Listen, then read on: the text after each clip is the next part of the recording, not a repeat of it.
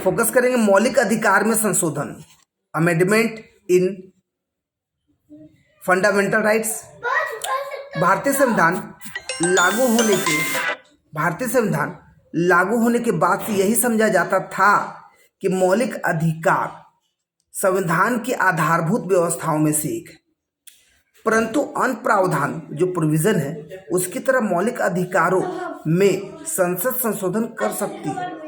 संविधान सभा में भी यही एक मत था कि बदलती हुई परिस्थितियों के अनुरूप आर्थिक एवं सामाजिक प्रगति की दिशा में आगे बढ़ने के लिए मौलिक अधिकारों में संशोधन की आवश्यकता पड़ सकती है।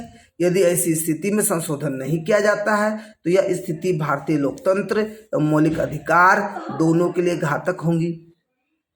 अब देखिए, शंकरी प्रसाद बनाम बिहार राज्य 1951, शंकरी प्रसाद बनाम बिहार राज्य 1951 तथा 17वें संशोधन से जुड़े एक वाद 1965 में।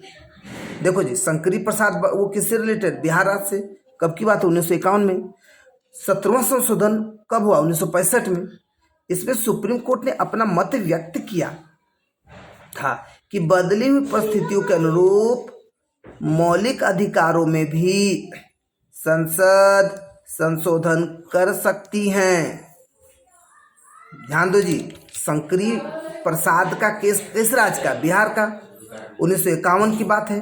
17वां संशोधन 1965 की बात है। यहाँ पर क्या फोकस किया कि संसद संशोधन कर सकती है। लेकिन 1967 में जो केस आया, कौन सा केस आया? गोलकनाथ, पंजाब राज्य का है जी, गोलकनाथ बनाम पंजाब राज्य।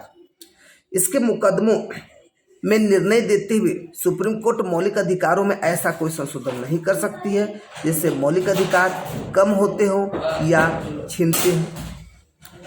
बहुमत से दिए गए 6 से 5 ऐतिहासिक निर्णय में मुख्य न्यायाधीश न्यायमूर्ति सुब्बा राव ने कहा कि मुझे यह तनिक भी हिचकिचाहट नहीं है कि जो संविधान द्वारा मौलिक अधिकार प्रदान किए गए हैं वे सर्वोपरि हैं तथा राष्ट्रीय हित में विचार करके बनाए गए। अतः हम लोग यह घोषित करते हैं कि इस निर्णय के बाद संसद को संविधान के भाग 3 के किसी उपबंध को इस तरह संशोधित करने का अधिकार नहीं होगा जिससे कि मौलिक अधिकार सीमित हो जाए या छीन जाए।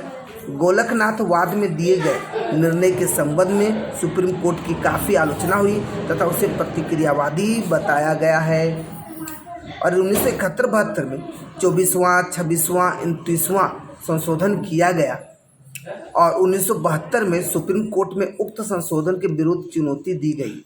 जैसे आप देखोगे केरल राज्य का कौशिक केशवानंद भारती कौशिक केरल 1973 में सुप्रीम कोर्ट ने विभिन्न मुद्दों पर व्यापक विचार विमर्श के बाद यह मत व्यक्त किया कि संसद मौलिक अधिकारों सहित संविधान के किसी भी भाग में संशोधन कर सकती है, परंतु किया जाने वाला संशोधन की मूल भावना या मूल संरचना के विरुद्ध ना हो। संशोधन कर सकती है लेकिन संशोधन का जो मूल भावना या मूल संरचना के विरुद्ध ना हो। यहाँ प्रश्न उठता है कि संविधान का मूल ढांचा क्या है? सर्वोच्च ने इसकी परिभाषित नहीं किया है। विधि विशेषज्ञों के अनुसार संविधान के मूल ढांचे में संसदीय सरकार, धर्मनिरपेक्ष स्वरूप, संघीय व्यवस्था, लोकतांत्रिक प्रणाली, न्यायपालिका की स्वतंत्रता तथा न्यायिक पुनरावलोकन आदि सम्मिलित हैं।